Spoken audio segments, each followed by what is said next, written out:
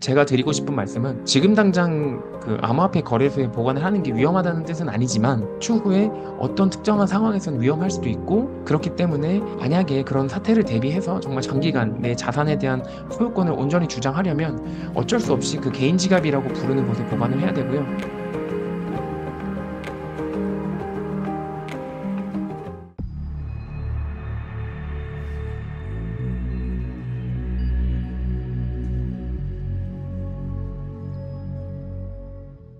단기간에 이 방향성이 바뀌기는 사실 이론상 확률이 있지만 현실적으로 확률이 제로에 가깝다. 그래서 저는 이 지금 고점 대비해서 폭락을 기다리기보다는 이 자산 시장의 플레이어가 완전히 바뀌고 그런 어떤 펀더멘탈이 더 단단해지는 그 모습을 봤다면 사실 저는 뭐 잘 아시겠지만 2천만 원일 때도 매수 추천을 드렸고 3천일 때도 4천일 때도 5천, 6천, 7천, 7천100 7,500, 7,700, 7,800까지 지난주까지도 저는 3년 동안 팔지 않을 돈이라면 이제 사야 된다라 말씀드렸고 그러면서 동시에 이제 정말로 이 비트코인 투자의 본질은 고점 저점을 잡는 것이 아니라 소유권을 나에게로 온전히 가져온다는 데 있으니까 그 부분에 집중하시는 게 좋겠다라고 이제 계속 말씀드리고 있습니다. 소유권을 온전히 나에게로 가져온다. 네네. 근데 제가 그 봉현이 형님 말씀을 듣다 보니까 좀 이해가 되는 게 그 네. GBTC 그 매도 물량이 많이 나왔잖아요. 처음에 많이 나왔었어요. 처음에 많이 나왔잖아요. 그러니까 그거는 이제 비트코인을 파는 거니까 가격이 당연히 내려가는 건데, 네. 근데 그때만 빠지고 사실 진짜 보니까 그 GBTC 물량 어느 정도 해소된 다음에는 가격이 오르기 시작하더니 네. 횡보 구간이 있어도 그렇게 안 빠졌던 것 같아요, 생각보다. 브레이크가 없죠. 네. 그리고 엄청 올랐는데 막 8일 연속, 9일 연속 상승했는데 또 오르고, 어제 그저께도 엄청 올랐는데 오늘 그래서 이 정도 나서는 조정 한번 올 거다라고 많이들 얘기하셨는데 또 오르잖아요, 여기서. 네, 맞습니다. 그러니까 이런 패턴을 봤을 때 지금 얘기해 주신 대로 자금의 플레이어도 다르고 자금의 종류도 다르고. 네, 성격이 완전히 달라지는 구간입니다. 그러니까 이게 뭔가 그 광기에 휘둘리고 이런 거보다는 물론 네. 그런 것도 조금 뭐 기관들끼리 포모 같은 것도 뭐 있을 수는 있겠지만 네네. 더 근본적인 이유는 지금 봉현이 형님께서 언급해 주신 그런 이유 때문이거든요. 네, 그래서 저는 이 가격의 상승이 주체가 개인이거나 아니면 어떤 특정 고래가 아니기 때문에 저는 이렇게 걱정하지 않고 이제 꾸준히 사시는 걸 추천을 계속 드리고 있습니다. 그렇군요. 그럼 봉현이 형님 네네. 저 한 가지 좀 구체적인 질문 드리면 아까 7,800에서도 사라고 네네. 말씀하셨다고 했잖아요. 네네. 지금은 어떻게 해요? 8,250까지 왔는데. 근데 우선은 이 사실 단기적으로 너무 많이 올랐기 때문에 당연히 저도 내일 당장 무슨 일이 일어날지는 알 수는 어, 없잖아요. 네. 그렇지만 만약에 비트코인을 하나도 보유하지 못하신 분들이라면 어, 솔직히 가격이 떨어지는 걸 기다리기보다는 가격이 떨어질 때까지 매수하겠다라는 마음으로 임하셔야지 사실은 최저점에 사서 최고점에 파는 걸 좀 원하지만 저는 미래는 누구도 맞출 수 없다 생각하거든요. 그래서 개인적으로 이제 말씀을 드린다면 비트코인이 아예 없는 분들이시라면 우선은 떨어지더라도 물리더라도 꾸준히 매수하셔야 된다. 특히나 이렇게 단기 급등했을 때는 가급적이면은 뭐 적립식으로 투자하는 게 사실 너무 뻔한 대답이긴 하지만 꼭 필요하다 봅니다. 야, 진짜. 와, 비트코인에 대해서 뭔가 진짜 찐이라는 생각이 듭니다. 느낌이 팍 드는데요. 제가 사실 이 비트코인 시장이라는 게 2008년에 백서가 배포되고 2009년에 처음 이제 채굴이 시작됐고 의미 있게 이제 이게 어떻게 보면 거래가 됐다라고 볼 수 있는 건 한 2010년, 11년 정도거든요. 2011년도에 이제 마운트 곡스에서 제가 알기로는 비트코인이 처음으로 1달러에 거래가 됐어요. 그리고 나서 제가 비트코인을 처음 들은 게 2013년이고 실제로 의미 있게 강의를 들은 게 2016년 그리고 어, 그때부터 투자를 해가지고 지금까지 그래도 나름 정말 많은 실수도 하고 또 많은 산전수전을 많이 겪었는데요. 그 비트코인은 사실 이 시장 자체가 너무나 초창기이기 때문에 그러니까 뭐 전문가라고 사실 할 만한 사람들이 그렇게 많지는 않잖아요. 그래서 뭔가 좀 어떤 플레이어에 의지하기보다는 본인 스스로 이 14년이면 역사가 되게 짧아요. 그 한두 달 정도만 빡세게 공부하면 다 배우실 수 있거든요. 공부 한번 해보시는 걸 좀 추천드리고, 그 만약에 공부하는 방향이 너무 어렵다고 하시면, 저는 제 책으로부터 시작을 하는 건 참 좋은 선택이 될 거라고 자신하고 있습니다. 네, 저도 진짜 강력하게 동의합니다.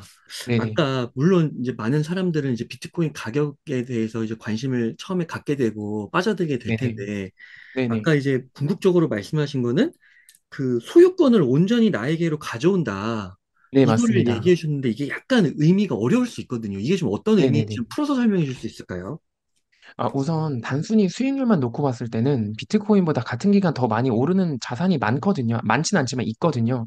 뭐 쉽게 예를 들면 저 같은 경우는 이제 팔란티어라는 종목을 6불에 사가지고 같은 기간 동안 지금 4배 이상 올랐는데도 안 팔고 갖고 있고요. 와, 그리고 저는 제 책에도 말씀드렸지만 단순히 수익률만을 추구할 거라면 인플레이션 해칭만을 목적으로 한다면 비트코인 말고 비트코인보다 더 많이 오르는 비트코인을 많이 갖고 있는 마이크로 스트래티지 주식이나 아니면 코인베이스, 그다음에 비트코인 채굴하는 뭐 마라톤 디지털 홀딩스나 그 라이어 플랫폼즈, 비트팜스 뭐 전 정말 여러 가지 종목들을 추천을 드렸어요. 그래서 만약에 여러분들이 비트코인 상승에 기대어서 인플레이션 해칭만을 목적으로 하신다면 굳이 암호화폐 거래소에서 비트코인 현물을 사실 필요가 없는 게 그 미국 주식 22% 양도세를 감안하더라도 그 앞서 언급드린 주식을 사서 매도하는 게 수익률이 적게는 50%, 많게는 2배까지 높거든요. 와, 그러면 굳이 비트코인 현물에 투자해야 되는 이유는 없잖아요. 만약 인플레이션 해칭만이 목적이라고 한다면. 네, 그래서 제가 이 소유권을 온전히 가져온다는 게 사실 무슨 뜻이냐면, 이제 우리가 흔히 자산이라고 말하는 부동산, 채권, 예금, 주식 같은 것들이 이제 대부분 이거는 어떤 소유권을 인정받기 위해서 어떤 정부의 인증이나 아니면 한국 예탁결제원이나 뭐 이런 식으로 등기가 좀 필요하거든요. 그러니까 누군가가 이게 봉현이 형 거다, 이게 웅달린 거다라고 인정을 해줘야 돼요. 요 이해하시죠? 근데 네. 만약에 비트코인을 이 암호화폐 거래소가 아니라 개인 지갑에 이렇게 보관을 한다면 그 어떤 거래소의 CEO를 믿을 필요도 없고 어떤 또 정부나 독재자의 어떤 탄압이나 어떤 그런 위협으로부터도 사실 자유롭고 온전히 내가 내 의지대로 보유하고 보내고 받을 수 있거든요. 그래서 사실 비트코인 투자의 진짜 본질은 어떻게 보면 이 비트코인이라는 자산을 온전히 나에게로 통제권을 가져온다는 데 사실 어, 1순위가 있고요. 두 번째는 저는 수익률이다 생각을 해요. 제가 봤을 때 인류 역사상 사실 이런 자산이 없었거든요. 과거로 돌아가면 이렇게 완벽하게 개인이 점유할 수 있었던 게 물리적인 골드바였는데 이제 골드바 같은 경우는 물리적인 실체가 있음으로 인해서 단점들이 몇 가지가 있잖아요. 뭐 예를 들면 이게 많은 양을 들고 다니기 어렵다거나 뭐 위변조를 체크하기 어렵다거나 또는 혹시라도 누군가가 내가 이걸 갖고 있다는 사실을 봤을 때 나를 위협해가지고 빼앗아갈 수 있다거나. 근데 비트코인이 물리적인 실체가 없음으로 인해서 그 골드라고 하는 골드 현물이 가졌던 단점들을 완벽하게 극복을 해냈고요. 그래서 제가 생각했을 때 진짜 인류 역사상 한 개인이 어떤 자산을 완벽하게 남들로부터 물리적인 폭력으로부터 또는 국가의 탄압으로부터 피해가지고 내가 점유할 수 있는 유일한 자산이다. 이렇게 생각을 하고요. 그래서 저는 이제 비트코인을 좀 장기간 투자하시는 분들, 또 단기간 이런 인플레이션 해칭 목적이 아니라 정말 온전하게 가치를 저장하고 이렇게 보면 소유하고 싶어 하시는 분들은 이런 업비트나 빗썸이나 바이낸스 같은 암호화폐 거래소가 아니라 그 개인 금고, 개인 지갑에 보관해야 된다. 저는 이렇게 생각하고 계속해서 주장하고 있습니다. 야, 이거 굉장히 철학적이네요. 와, 이게 그렇구나. 조금 철학적이라고도 볼 수 있을 것 같은데 네. 어쨌든 뭐 우리가 자산을 뭐 이렇게 공부하고 소유하고 이런 것도 다 사실 큰 틀에서 보면은 사실 인생의 한 부분이니까 어떻게 음, 보면 철학이 있어야지만 좀 올바르게 투자할 수 있을 것 같다 이렇게 생각하고 있습니다. 야, 그렇구나. 인류 역사상 이런 자선은 없었다. 최초인 걸로 제가 알고 있습니다. 아, 제가 최초입니다. 공부한 경험상. 네. 아, 그러니까요. 그만큼 또 철학이 깊고 뿌리가 깊으면은 이게 결국에는 사회에 뿌리 깊게 또 퍼지게 되고 사람들이 인식하게 되면 그걸 또 깨닫게 되면 붙들게 되고 그렇게 되잖아요. 네, 이미 야, 그렇게 되고 있다고 보고 있고 그 과도기에 그렇구나. 우리는 지금 그걸 묵도하면 안 된다고 생각합니다. 예. 그러면요, 봉현님, 그 개인 지갑에 네. 보관하는 걸 강조해 주셨는데, 네. 그러면은 거래소에 좀 보관하는 분들이 좀 많으시잖아요, 아무래도. 대부분 다 거래소에 보관하고 계시죠. 그럼 거래소 보관하는 건 좀 위험하다고 말할 수가 있는 걸까요? 더 솔직하게 말씀드리면 거래소에 두는 게 무조건 위험하다고 생각하진 않고요. 아, 어떤 상황에서는 위험할 수도 있다라는 부분을 제가 말씀드리고 싶습니다. 음, 그러니까 쉽게 이야기하면은 우리가 금을 만약에 금은방에서 사면 당연히 금을 가지고 집에 와서 금고에 넣어야 되잖아요. 이게 비트코인도 똑같거든요. 비트코인을 샀으면 비트코인을 그 암호화폐 거래소에 두는 게 아니라 내 집에 가져와서 안전한 금고에 보관을 해야 이게 온전히 점유하는 거잖아요. 그러니까 예를 들면 뭔가 어떤 지정학적인 위협이 발생했을 때 이제 일반적으로 이제 흔히 말하면 우리나라에서 만약에 전쟁이 났다라고 하면 확률은 낮지만 아무래도 우리는 전쟁 물자를 해외에서 달러를 주고 사와야 되기 때문에 내국인이 가지고 있는 글로벌로 유동성을 즉각적으로 확보할 수 있는 대부분의 자산, 흔히 말해서 미국 주식이나 뭐 달러 예금이나 달러 채권, 지금 추가로 이제 비트코인 같은 경우는 바로 동결될 수밖에 없는 구조를 갖고 있고요. 그 외에도 만약에 통신사 서버 같은 게 만약에 마비된다고 하면 예전에 옹달린 카카오톡 한번 고장 나가지고 한 맞아요. 이틀 못 썼던 경험 있으시죠? 네, 네. 그때 우리 비트코인 출금하려면 카카오 인증 받아야 되는데 아, 그런 일이 벌어지면 또 우리가 내 자산을 뭐 24시간, 48시간이지만 내 마음대로 할 수 없는 거고 만약에 그게 길어진다면 사실은 그 기간 동안은 나의 어떤 재산권이나 소유권을 침해받을 수 있는 부분이 있고요. 또 실제로 그 업비트라고 하는 거래소의 그 사용자 약관을 보시면 제20조에 이런 얘기가 써 있어요. 어떤 천재지변이나 정부의 어떤 행정명령에 의해서 이 자산을 업비트는 사용자의 자산을 보호하려고 노력할 거지만 그런 어떤 특수한 상황이 있을 때 자산의 손실이 발생하면 업비트는 책임지지 않는다라고 써여 있고요. 그래요? 여러분들이 다 동의 누르셨습니다. 가입할 때. 와, 그래서 제가 드리고 싶은 말씀은 지금 당장 그 암호화폐 거래소에 보관을 하는 게 위험하다는 뜻은 아니지만 추후에 어떤 특정한 상황에서는 위험할 수도 있고 그렇기 때문에 만약에 그런 사태를 대비해서 정말 장기간 내 자산에 대한 소유권을 온전히 주장하려면 어쩔 수 없이 그 개인 지갑이라고 부르는 곳에 보관을 해야 되고요. 아까 말씀드린 대로 단순히 수익금만 추구하실 거면 굳이 업비트에 있는 현물 비트코인이 아니라 다른 대안이 더 좋은 게 많은데 그거 굳이 안 할 이유는 없다 생각합니다. 그래서 그런 거를 좀 구분해가지고 좀 투자를 하시는 게 장단점을 명확히 구분하는 게 중요하지 그걸 모른 채로 그냥 단순히 업비트에만 두는 것, 암호화폐 거래소에만 두는 것은 조금 위험할 수도 있다. 어떤 상황에서는 그 말씀을 드리고 싶었습니다. 와, 굉장히 근본적인 차원에서 비트코인을 보시는 것 같아요. 네, 야, 아무래도 대단하십니다. 올바른 판단을 하려면 그 각 음, 자산의 장단점과 특장점과 특징 그리고 본질을 사실 봐야지만 내가 같은 기간에 어떤 선택을 하는 것이 나에게 더 유리할까? 또 음, 수익률만 봤을 땐 이게 유리하지만 수익률과 또 어떤 지정학적인 리스크가 있는 지역에서는 만약에 그 수익률이 높더라도 만약에 그런 일이 그렇죠. 벌어져서 말짱 도루묵이죠. 자산을 찾을 수가 없으면 사실 수익률이 0% 마이너스 100%랑 동일한 거거든요. 맞아요. 그런 것들을 잘 고려해 봐야 될 것 같아요. 음, 그, 나는 월급날 비트코인을 산다 책에, 요런 네, 지갑, 뭐, 자산을 비트코인을 옮기는 거나, 네. 어떻게 소유권을 좀 온전하게 가져가야 되는 거나, 이런 게 좀 나와 있나요? 네, 제가 이 내용은 정말 중요하다고 생각하고 비트코인 투자의 정말 본질이라고 생각해가지고 마지막 부분에 넣어놨고요. 또 어, 그 동영상으로 2시간 정도 된 강의를 QR코드로 넣어놨습니다. 그리고 네. 지갑을 어떤 사이트에서 어떤 방식으로 골라야 되는지 그런 것도 제가 써놨으니까 그 음, 부분도 좀 주의 깊게 보시면 좋겠습니다. 그럼 대강 어떻게 보관해야 되는지 좀 설명해 줄 수 있을까요? 되게 쉽게 말씀드리면 음, 비트코인을 보관하는 방법은 두 가지가 있는데요. 첫 번째는 우리가 흔히 말하는 암호화폐 거래소에 두는 거. 그리고 암호화폐 거래소가 아닌 이제 개인 지갑이라고 부르는 곳으로 비트코인을 빼는 이렇게 두 가지 방법이 있다라고 보시면 될 것 같습니다. 그래서 그 개인 지갑이라고 부르거든요. 보통 금고를.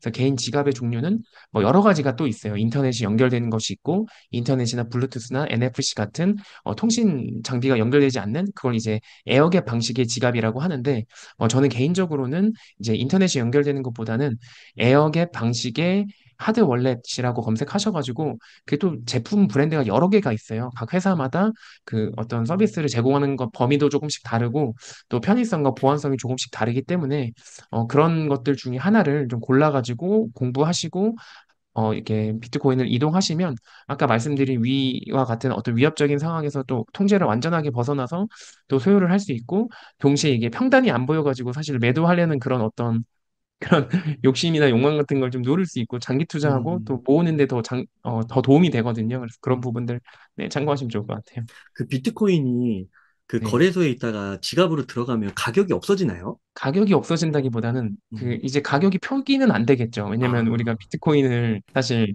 그 비트코인 한 개가 이동하는 거지 그게 얼마라는 거는 그렇죠. 우리가 각 국가마다 사실은 이제 네. 각자의 로컬 통화에 따라서 표기된 가격이기 때문에 비트코인 음, 한 개는 그냥 한 개인 거지 사실 그 지갑 회사에 내가 업비트에서 얼마에 샀는지 그 정보가 넘어가는 건 아니거든요. 그러다 보니까 음. 그냥 비트코인의 개수가 이동되는 거고 본인이 수익률을 체크하려면 뭐 다른 여러 가지 어플이 많으니까 그런 거 활용하시면 될 것 같습니다. 그러면 진짜 그 개수에 집중을 하게 되겠네요. 네, 아무래도 그 바뀌지 않는 개수에 좀 집중을 하게 되고요. 네. 그러면 거기에 있다가 다시 거래소로 옮기면 네. 그 시가로 가격이 나오게 되는 건가요? 맞습니다. 그래서 또 아, 그 거래소로 가져왔을 때 그 가격을 이제 진입 가격으로 인식을 하게 되는 거죠. 아, 하지만 개수가 바뀌진 않는다. 네. 아, 그렇군요. 네, 그, 지금 얘기해 주신 뭐 에어갭 방식 이런 게 용어가 조금 낯설고 어려우신 분들이 있을 것 같아요. 그래서 그런 네네네, 분들은 뭐, 나는 월급날 비트코인을 산다 책에 또 자세하게 설명을 해주셨고, 아까 또 말씀해 주신 것처럼 2시간 정도 동영상 강의 QR로 네, 있으니까 그거까지 보시면 이해가 더 잘 되시지 않을까 싶네요. 네, 그러면, 제 채널 오시면 제가 네, 설명드리도록 하겠습니다. 네. 채널명이 뭐죠? 아, 고객님? 저 그냥 봉현이 형입니다. 봉현이요? 네. 그 지하철 그걸로 돼 있더라고요. 아, 그게 제가 그 네. 처음에 블로그 만들 때 제가 저 봉천동 살거든요. 네. 그래서 그냥 제가 서울대입구역에서 맨날 내리고 탔었는데 그거 네. 그냥 사진 찍어 놓은 게 아직까지도 그냥 쓰고 있습니다. 너무 아, 부끄럽네요. 네. 네, 그렇군요. 그러면 만약에 이 지갑으로 옮겼어요. 개인 지갑으로요. 혹시 네네. 막 개인 지갑이 고장 날 수도 있지 않나요? 그런 건 없나요? 아, 그렇죠. 아, 고장 날 수 있어요? 네, 고장날 수 있습니다. 그리고 또 이제 개인 지갑 분실할 수도 있는 거고. 잃어버릴 수도 있죠. 그러면 어떻게 해요, 그때는? 이게 사실 많은 분들이 오해를 하시는데요. 이 네. 비트코인이 그 물리적인 하드 월렛이라고 부르는 개인 지갑으로 이동되는 것은 아니고요. 그 비트코인은 가상의 공간에 블록체인 안에서 존재하기 때문에 아, 블록체인에 그대로 있고 이 블록체인에 접근할 수 있는 이 프라이빗 키라고 하는 그 키가 이제 그 기기에 저장이 되는 거고요. 그래서 그 기기의 암호를 제가 다른데 종이나 어떤 금속판 같은 데다가 잘 저장만 해두면 기기를 분실하거나 또는 기기가 고장이 나더라도 같은 HD 표준을 사용하는 그 다른 회사의 월렛들을 가지고 이 아, 암호키를 입력하면 살아납니다.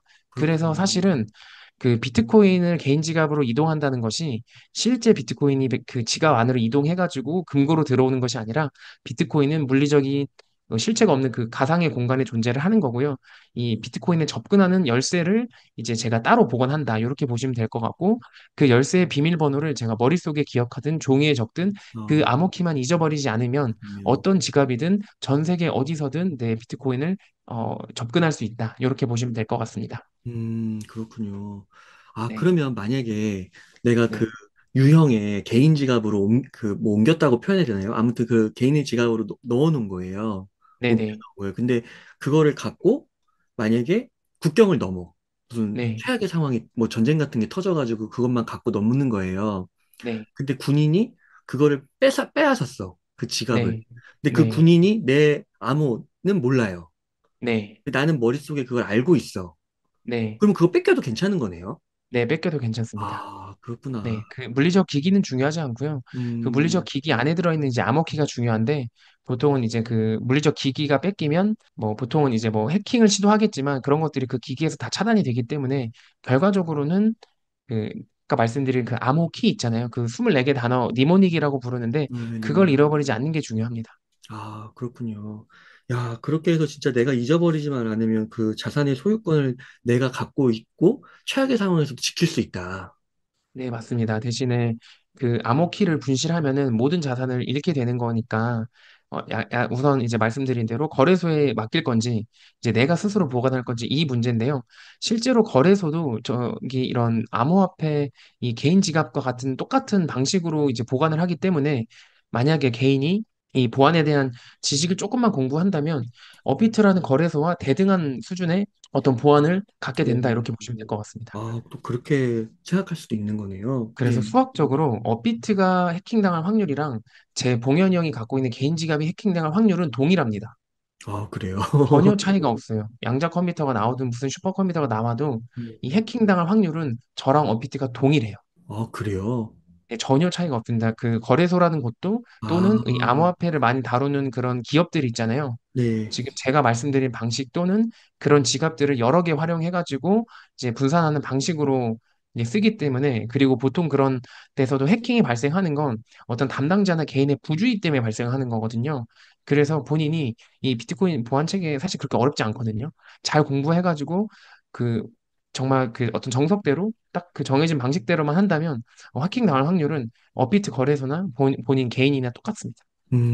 그러니까 해커들은 그러면은 그 거래소 마운트복스 같은 데를 공격한 이유가 네네. 비트코인이 많이 있으니까 공격을 한 거라고 봐야 되는 건가요? 사실 제가 그 마운트곡스의 사건이 정확하게 어떻게 이제 발생했는지 원인은 잘 알지 못하지만 음. 제가 알기로는 그 암호키가 유출이 됐다라고 들었습니다. 그러니까 아, 비트코인이라는 네트워크는 단 한 번도 탄생 이후에 이제 멈추거나 이렇게 해킹당한 적이 없고요. 그 개인의 어떤 키 분실 부주의, 그러니까 아까 음. 말씀드린 그 암호키가 누군가에 노출이 됐기 때문에 이제 비트코인이 이동했다 이렇게 보시면 될 것 같아요. 아, 그래서 똑같은 거군요, 그게. 네네. 그러면 정말 궁금한데 정작 봉현이 네. 형님은 어떻게 보관하고 계신지요? 아, 네. 저 같은 경우는 실제로 저는 그 업비트나 빗썸이나 바이낸스 같은 거래소에는 한 1% 정도의 비트코인만 보유하고 있다라고 보시면 될 것 같고요. 그 네. 제가 좀 모아가지고 개인 지갑으로 한 번에 옮기거든요. 그래서 모으는 동안에는 이제 저는 바이낸스 같은 곳에 모으고 저는 실제로 비트코인 개인 지갑을 한 3개 정도 가지고 있고요. 3개를 좀 나눠가지고 보관하고 있습니다. 그 지갑 뭐 혹시 좀 브랜드 같은 거 공유돼요? 뭐 쓰시는지? 우선, 저 뭐, 공유가 당연히 할 수 있는데요. 이제, 네. 그, 아까 말씀드린 대로 에어갭 방식의 지갑과 에어갭이 아닌 방식의 지갑이 있어요. 그래서 저는 국내 같은 경우는 이제 디센트 거를 한 개 쓰고 있고, 음, 그다음에 프랑스의 레저사 거를 하나 쓰고 있고요. 그 음, 외에는 이제 제가 에어갭 지갑이라고 부르는 제품인데, 키스톤 3 프로 최신 제품을 하나 쓰고 있고, 음. 그다음에 제가 실제로 그 알리익스프레스 같은 데서 이제 메모리 보드랑 카메라 모듈을 사가지고 직접 오픈소스 소프트 월렛을 이제 와, 설치해가지고 쓰고 있는 사실은 이 전체 중에서는 에어갭 방식 플러스로 에어갭도 본인이 만드는 DIY 셀프 그 비트코인 지갑이 가장 보안성이 높다라고 하는데 대신 이건 조금 어려워요. 이걸 만드는 거는. 그래서 여러분들께서도 이 사용자의 어떤 숙련도 그리고 가지고 있는 디지털 자산의 규모에 따라서 순차적으로 좀 브랜드를 공부해 보시면 좋을 것 같고요. 또 금액대랑 뭐 여러 가지 이벤트 같은 거 잘 활용하셔가지고 하면 되는데 뭐 저는 개인적으로는 이제 에어겟 방식의 지갑을 우선 숙련자한테는 추천드리고 또 초보자 분들께는 이제 이런 중앙화된 어떤 회사에서 운영하는 그런 네, 암호화폐 지갑을 좀 추천드리는 편입니다.